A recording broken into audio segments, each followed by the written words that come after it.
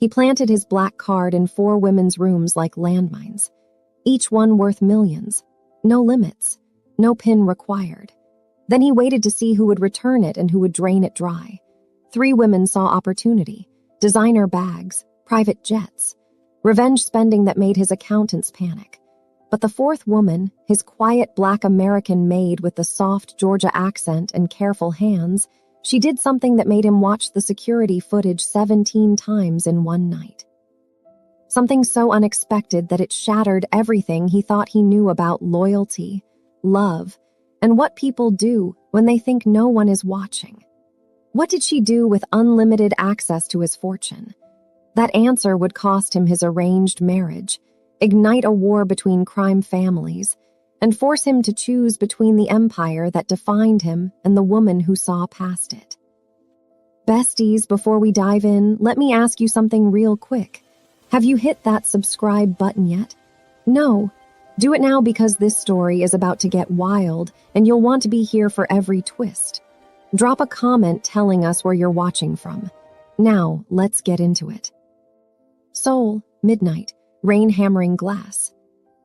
Minjun Park stands in his penthouse office, 43 floors above a city that fears his name. 36 years old, tailored black suit, empty whiskey glass. He's not drinking, just holding it, staring at nothing. His phone lights up. Text from Haejin, his fiancée. Wedding preparations are almost complete. The merger will be perfect. He doesn't respond. Behind him, Mr. Kang enters. 62, scarred face. Been with the Park family for 30 years. Still awake, Sajangnam. Minjun doesn't turn. Do you think my father loved anyone, really loved them? Your father loved power. And died alone in a hospital room calling for his mother. Dead 20 years. Minjun's voice cracks. I'm about to marry Haejin 6 weeks from now, and I feel nothing. Then maybe it's time you find out who these women really are. Minjun turns slowly. What are you saying? Your father had 5 wives, dozens of women, died alone. You want different. Mr. Kang steps closer. You need to see who people really are when they think no one's watching. Thunder splits the sky. I'm listening. Test them, all of them, your black card. Drop it in their rooms, see who returns it. See what they do with it if they don't. Minjun's jaw tightens. That's necessary. You're about to lock yourself into forever. Don't you want to know the truth first? Long silence. Rain drums against windows. Set it up. 4 women orbit Minjun's world like planets around a dying star. Haejin, 28, his arranged fiancée, daughter of the Choi crime family, at a luxury spa right now planning their wedding reception, every detail calculated down to the napkin folds. She's beautiful, cold, perfect. She tells her friend on the phone, Love, in our world, please, this is strategy. My father gets access to Park shipping routes. Minjun gets political connections. Everyone wins. Her friend laughs. You're terrible. I'm realistic. Love is a luxury neither family can afford. Across the city, Soo Young, 31, head of Minjun's security detail. Sharp, deadly. She's training his men in the compound courtyard, fists flying, bodies dropping. She wins every match without breaking a sweat. Later, alone in her office, she opens a drawer, pulls out a photo. Her and Minjun, 8 years ago, they're younger, almost smiling. She touches his face in the photograph, whispers, Someday you'll see me, really see me. Then Jaiwoo, 29, family attorney, in Minjun's office right now reviewing contracts. She laughs at his jokes, touches his arm, lets her hand stay too long. Remember when we were kids? You said you'd marry me. Minjun shifts, uncomfortable. We were 10. Still, some promises stick. Her smile doesn't reach her eyes. And finally, Maya Brooks, 24. Black American from Atlanta, Georgia, his housemaid. Simple gray uniform, her natural hair pulled back in a neat bun, dark skin glowing even under the compound's harsh lights. She's cleaning the East Wing hallway, humming something soft, gospel song. Her voice carries that southern warmth that sounds like home even thousands of miles away. Minjun walks past, stops. That sound catches him. What's that song? Maya startles, stops humming, looks down. I'm sorry, Mr. Park, I didn't mean to disturb you. You didn't. What is it? It's a hymn from back home, Georgia, about grace. Her accent is gentle, unmistakably Southern, unmistakably American. Grace for what? She meets his eyes, brief. Her brown eyes catch the light. For waking up, for another chance, for being seen. Their eyes hold, 2 seconds, 3. She looks down first. He walks away, but something shifted. He noticed her, really noticed. The way her hands moved careful over surfaces. The way her presence felt gentle in his violent world. The way her brown skin seemed to glow against the white marble of his compound. That night, Minjun's office, dark except one lamp. Mr. Kang enters with 4 identical black cards, sets them on the desk. No limits, no pins required, each one linked directly to your primary account. And tracking. GPS on each card, transaction alerts, security footage wherever they use it, you'll see everything. Minjun stares at the cards. This feels necessary, Mr. Kang finishes. Your father died calling for someone who couldn't answer. You want different. You need truth. What if they all fail?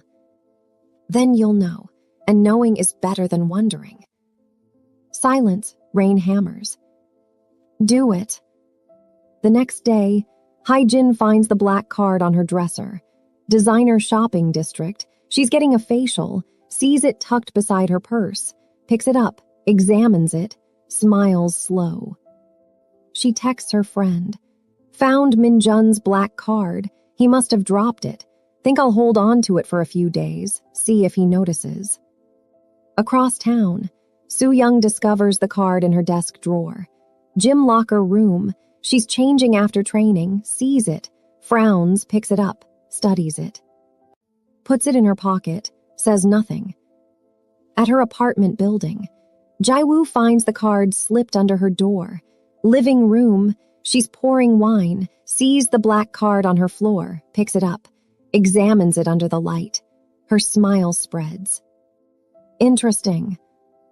And in the servant quarters, Maya finds the card on her nightstand. She's just finished her shift, exhausted, sits on her bed, sees it. Confusion floods her face. Her brown fingers pick it up carefully, turn it over, see the name, Minjun Park. Her eyes go wide. She runs, finds Mr. Kang in the security office.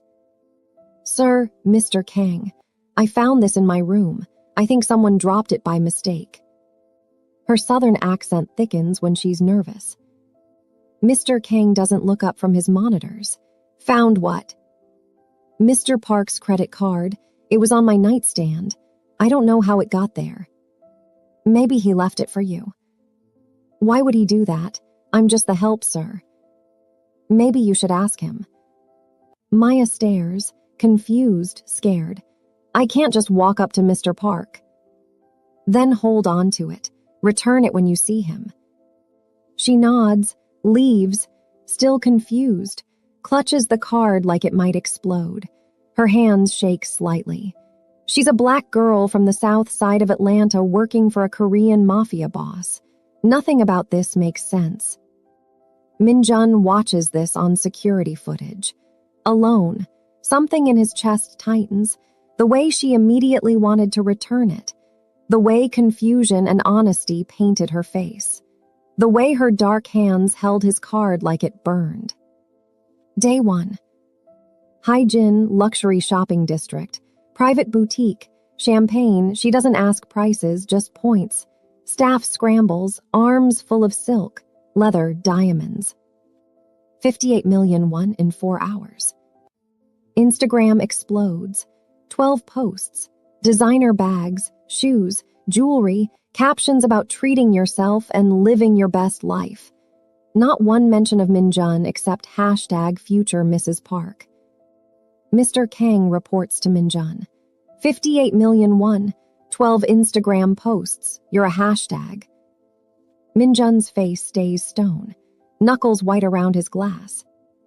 Soo-young, private shooting range, she's testing new weapons, precision, focus. After she makes 3 phone calls, meets with 3 of Minjun's lieutenants, buys dinner, slips envelopes under the table, cash, loyalty. This is generous Soo-young. Loyalty should be rewarded. Remember who takes care of you. Later, private bank. She opens an offshore account, deposits 80 million won. Mr. Kang reports. She's building her own network, inside yours. Minjun's jaw clenches. Jaiwoo Art Gallery, private showing. She buys 2 paintings, 43 million won, hosts a wine event, elite guests, business cards exchanged. LinkedIn post goes up. Success is about the rooms you enter and who remembers your name. Mr. Kang. She's investing in her image, positioning herself as your equal. Of course she is. Then Maya, local grocery store. She's buying rice, beans, chicken, vegetables. Her brown hands move through the aisles careful, deliberate. Total, 73,000 won. She walks to a small apartment building 3 blocks from the compound. Knocks. A woman answers, mid-40s, tired eyes, 2 kids behind her. Maya. Hey, Mrs. Chen, I brought some groceries, thought you might need them. Her southern accent is soft, kind. Oh, honey, you don't have to. I wanted to. How's Marcus doing? His asthma. Mrs. Chen's eyes fill with tears. Hospital wants $70,000 for the treatment. We don't have it. I don't know what to do. Maya's face goes soft. Her brown skin creases with concern. Can I see the bill? Later, hospital billing office. Maya slides the black card across the counter, her dark hands steady, certain. I'd like to pay for Marcus Chen's treatment, all of it. The nurse blinks. That's $70,000. Yes, ma'am, I know. This is very generous.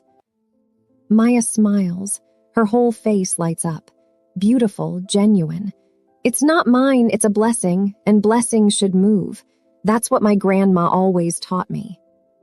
Transaction complete. $70,000. Gone. Minjun watches this footage at 2 a.m. Can't sleep. Can't breathe. He rewinds it, watches her face. The way she smiles. Not for cameras, not for credit, just because. The way her brown skin glows under the hospital's fluorescent lights. The way kindness sits natural on her like she was born wearing it. Mr. Kang stands behind him. She spent less than 0.2% of what the others have spent, and all of it went to someone else. Minjun says nothing. His hands shake. Day 2. Haijin private yacht rental, white party, 200 guests. Minjun not invited, paparazzi everywhere, photos emerge. Haijin laughing, champagne raised, young Chaebol air beside her, too close, his hand on her waist, her head on his shoulder. Gossip sites explode. Is the Park Choi wedding already in trouble? Minjun sees the photos. His phone cracks in his grip. Face stays stone. Soo-young meeting with external contacts. Encrypted conversation. She's planning something. Infrastructure, logistics, power moves. When the time comes, I need to be positioned correctly. He respects strength. Second offshore account opens. 100 million won. Mr. Kang. She's building an exit strategy or a takeover. Jaiwoo, professional photo shoot, designer everything. Magazine spread being planned. Title, The Woman Behind Korea's Most Powerful Man. She talks about Minjun like he's clay she's molding. Every king needs a queen who understands the game. I've known him since childhood. I know how to refine him, shape him. Minjun watches the interview footage, feels sick. Maya Children's Hospital, pediatric ward. She's brought books, art supplies, stuffed animals. Her natural hair is out today, beautiful coils framing her face. She sits on the floor with sick kids. A little girl crawls into her lap, touches Maya's hair. Fascinated. "Miss Maya, your hair is so pretty." Maya laughs, real warm. "Thank you, baby." "Are you a princess?" "No, sweetie, I'm just a maid."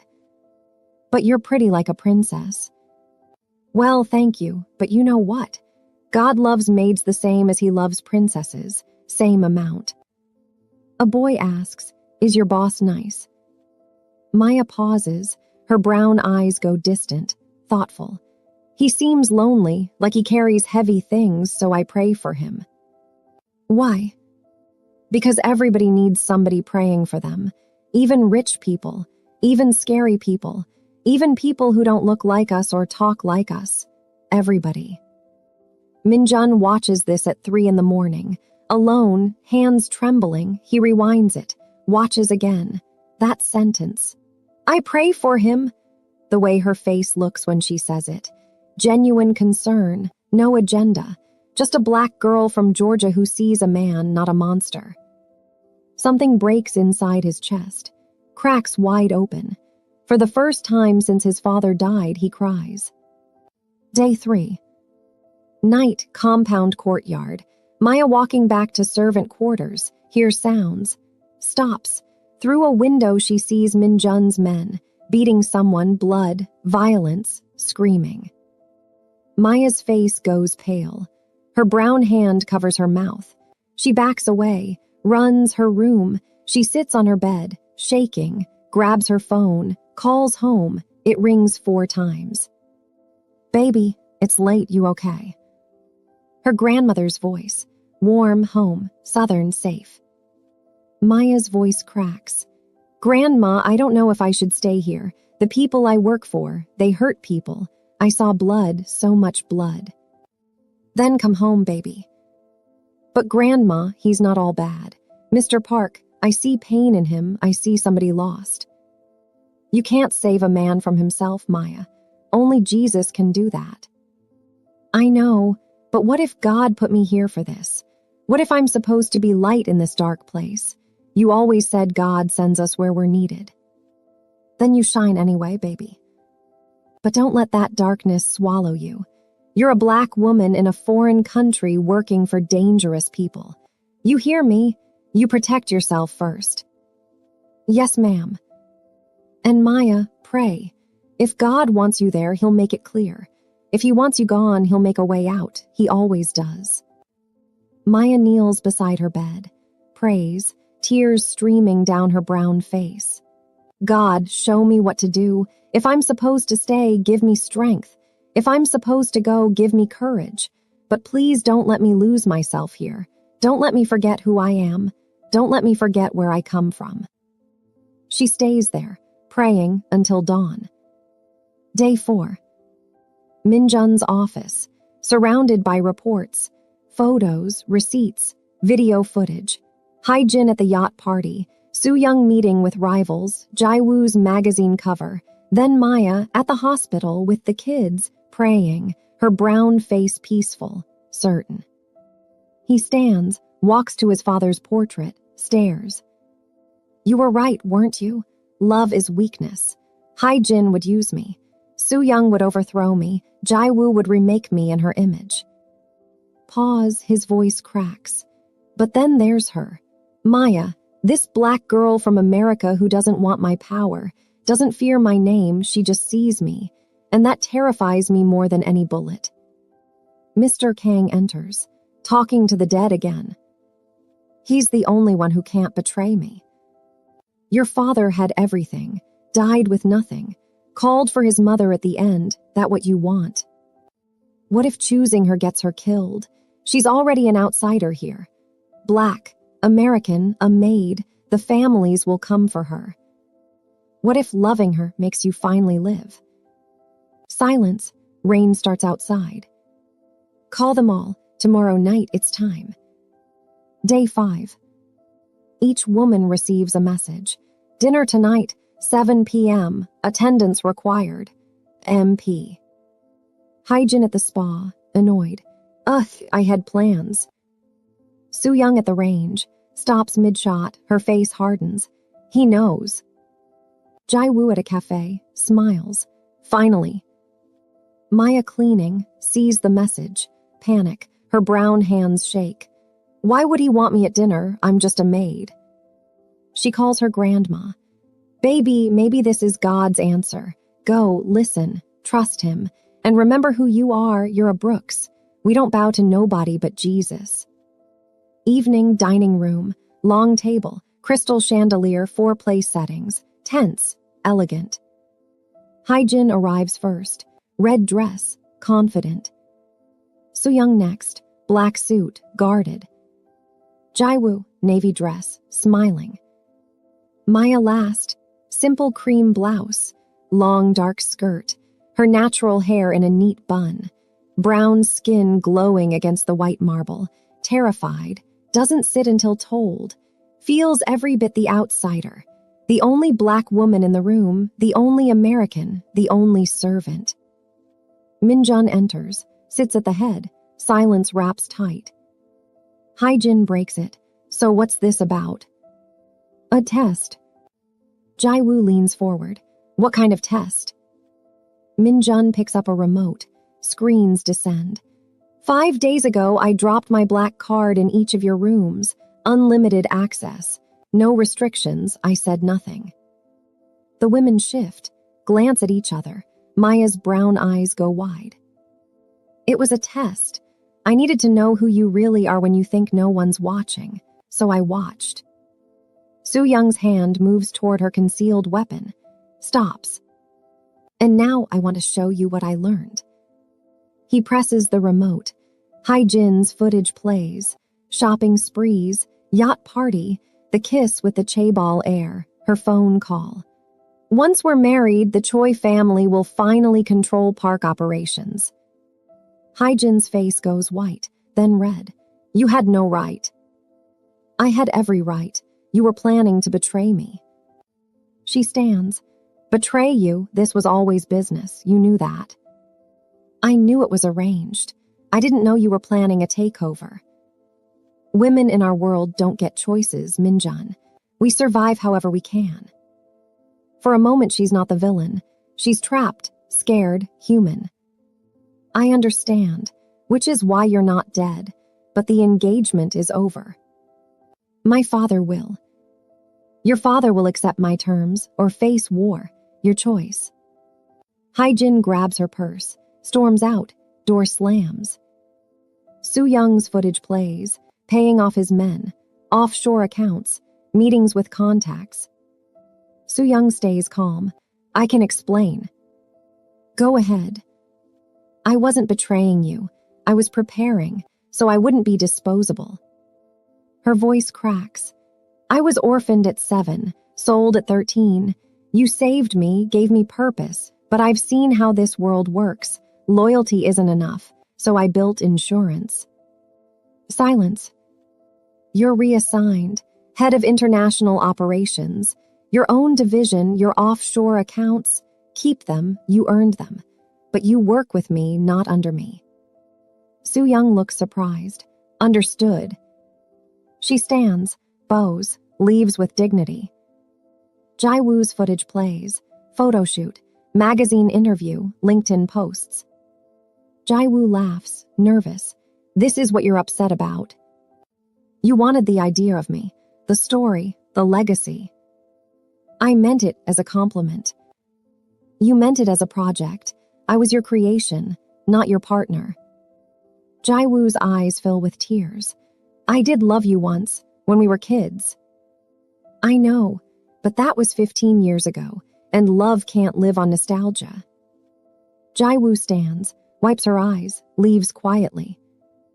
Now only Maya remains, shaking. silent tears rolling down her brown cheeks. "Did I fail, Mr. Park?"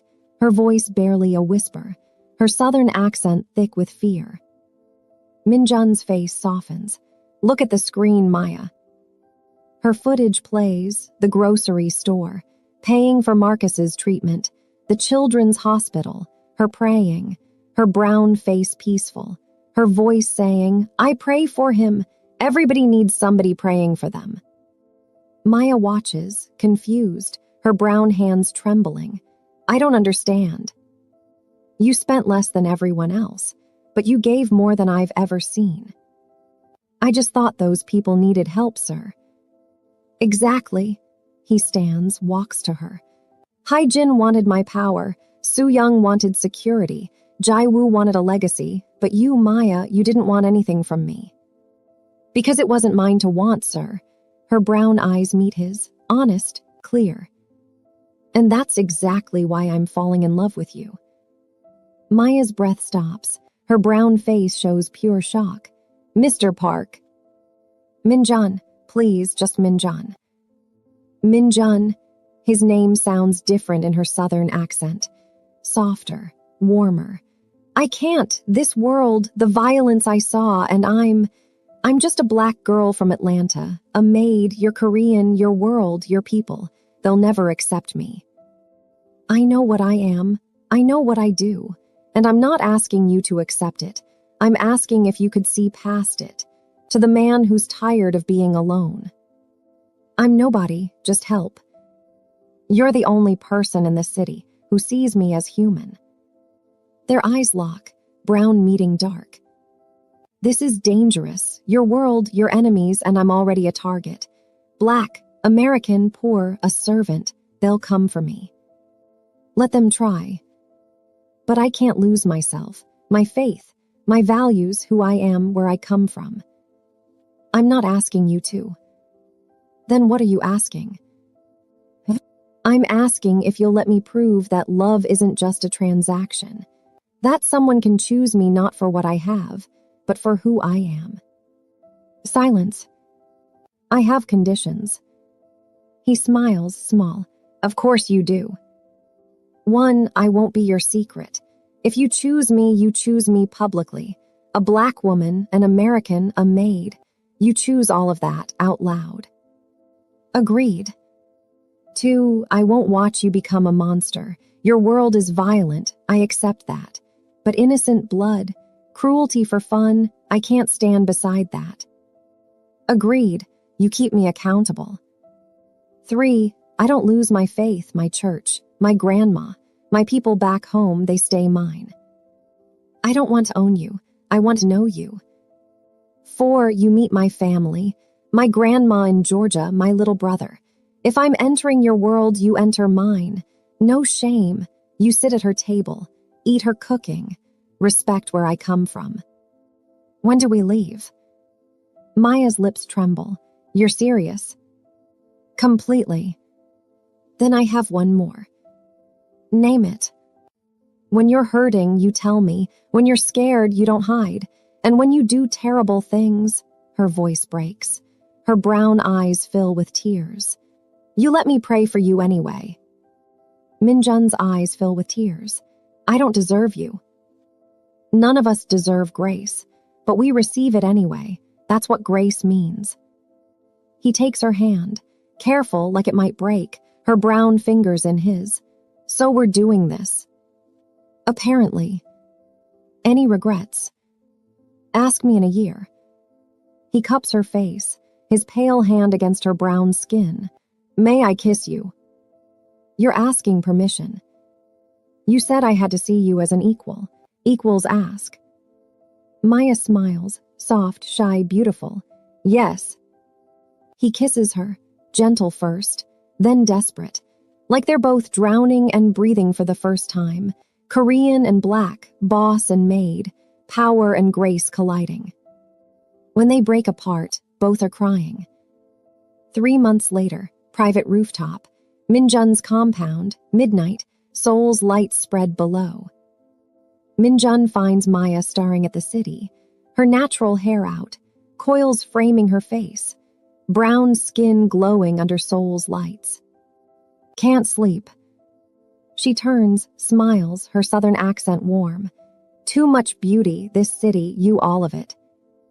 He wraps his coat around her shoulders. I'm scared this is a dream.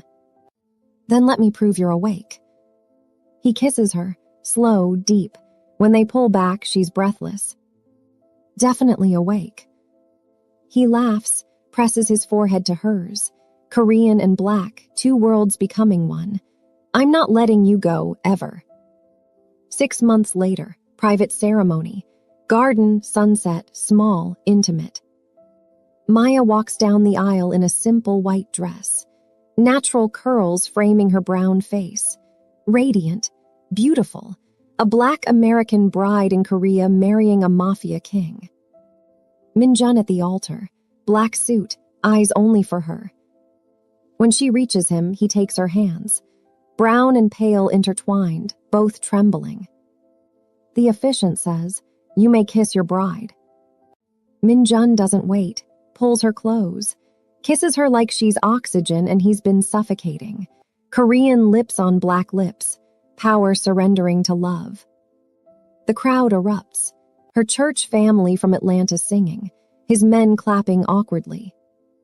1 year later, Minjun's office, tense meeting, territory negotiations, cold, dangerous. Accept my terms by midnight, or we have a problem. His phone buzzes, text from Maya. Dinner at 7, don't be late, and bring flowers, it's our anniversary. Heart emoji. His face softens. Just for a second, ice returns. This meeting is over. Decide by midnight. I don't keep my wife waiting. He leaves. At home, Maya cooking, humming a gospel hymn, her natural hair in a twist out. Brown skin glowing in the kitchen light. Door opens. Minjun enters with roses. She turns, lights up. Her smile could power cities. You're on time. You asked, I came. He kisses her forehead. She notices blood on his cuff. Busy day. You don't want details. I don't need them, but Minjun. She touches his face with her brown hand, makes him look at her. Was it necessary? Pause. Yes. Then I trust you. She turns back to the stove. Now wash up. Dinner's getting cold, made your favorite, and sweet potato pie for dessert. Can't take the South out of the girl. He wraps his arms around her from behind, chin on her shoulder, pale arms around brown skin. I love you. I love you too. Now move. You're blocking my spatula. He laughs. This Korean man, this black woman, this impossible love. He tested 4 women with unlimited wealth. She returned it and gave her heart instead.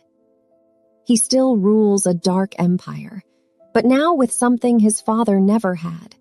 A queen who sees the man beneath the crown.